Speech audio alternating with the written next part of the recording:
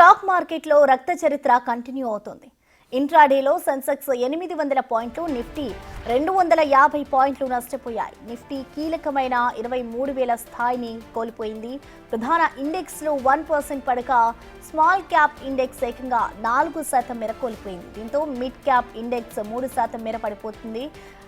చిన్న మధ్యస్థాయి షేర్లు ఎన్నడూ లేని విధంగా పడిపోయాయి.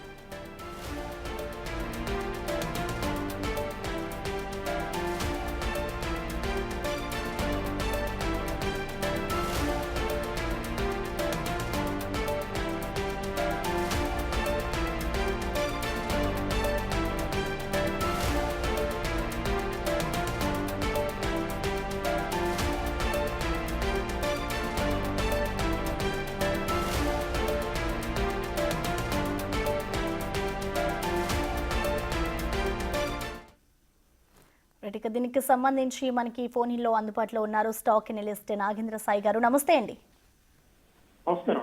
నాగేంద్ర సాయి గారు, మనం చూస్తూ ఉన్నాం ఇవాళ ఇటు ఒక్కసారిగా పతనం అయితే డౌన్ అయిపోయిన పరిస్థితి నెలకొంది. సో ఈ పతనం ఎక్కడి వరకు ఉండొచ్చు అంటారండి?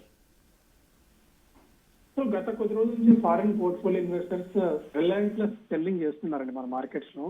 జనవరి ఇప్పుడు 27 ఇవాళ డే. సో నిన్నటి వరకు అంటే మొన్న ఫ్రైడే వరకు ఉన్న డేటా ప్రకారం దాదాపు 64,000 కోట్ల రూపాయల మేర మన మార్కెట్స్ నుంచి విత్డ్రా చేసుకున్నారు. ఈ డొనాల్డ్ ట్రంప్ ఎప్పుడైతే యుఎస్ లో విన్ అయ్యారో అప్పటి నుంచి కొద్దిగా మన మార్కెట్స్ మీద ఇంపాక్ట్ అయితే చాలా గట్టిగానే ఉంది. ఒకటి, రూపీ వీక్ అవుతుంది, ఫారిన్ పోర్ట్ఫోలియో ఇన్వెస్టర్స్ సెల్ చేస్తున్నారు. రీసెంట్ గా వచ్చిన numbers, corporate earnings Q3 numbers కూడా అంత గొప్పగా ఏమీ అయితే కనిపించట్లేదు. అండ్ మనకి ఫిబ్రవరి 1వ తారీఖున బడ్జెట్ ఉంది. తర్వాత ఫిబ్రవరి 1st వీక్ లో మనకి reserve bank of India credit policy కూడా ఉంది.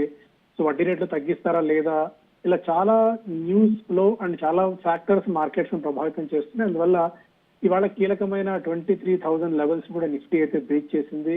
దాదాపు 8 లక్షల కోట్ల రూపాయల మేర మార్కెట్ క్యాప్ తగ్గిపోవడం అయితే చూస్తున్నాం ఇవాళ. సో ఎక్కడి దాకా వెళ్తుంది అంటే ఇవాళ ఒక కీ లెవెల్ అండి 23,000 అనే సెంటిమెంట్ లెవెల్. ఇది ఈ లెవెల్ ని బ్రీచ్ చేసింది డౌన్ సైడ్ మనకి. సో 22,800 నుంచి 22,500 దాకా నిఫ్టీ వెళ్లే ఛాన్సెస్ అయితే కనిపిస్తున్నాయి. బట్ మేజర్ గా ఇవాళ అంతా కూడా చెప్పుకోవాల్సిన అంశం ఏంటంటే స్మాల్ క్యాప్స్ లో హ్యూజ్ సెల్లింగ్ అండి.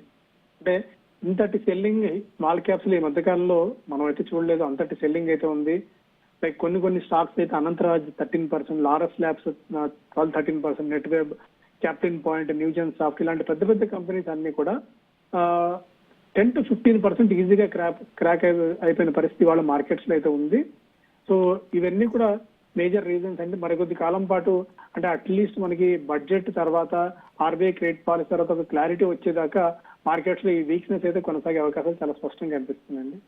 ఓకే అండి, ప్రెసెంట్ చాలా మంది కూడా ఇన్వెస్ట్ చేయడానికి చూస్తూ ఉంటారు. సో ప్రెసెంట్ ఇన్వెస్ట్ చేస్తే కరెక్టే అంటారా?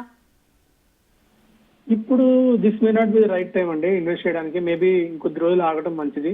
అంటే డొనాల్డ్ ట్రంప్ మొన్నే అమెరికా అధ్యక్షుడు అయిన తర్వాత అంటే ఆయన చర్యలు ఎలా ఉంటాయి, ఏ సెక్టార్ మీద ఎలాంటి ఇంపాక్ట్ ఉంటుంది అన్నది ఇప్పటికిప్పుడు ఊహించడం కష్టం అవుతుంది. దీని ఫారిన్ పోర్ట్ఫోలియో ఇన్వెస్టర్స్ అమ్మేస్తున్నారు, రూపీ వీక్ అవుతుంది, డాలర్ స్ట్రెంథన్ అవుతుంది.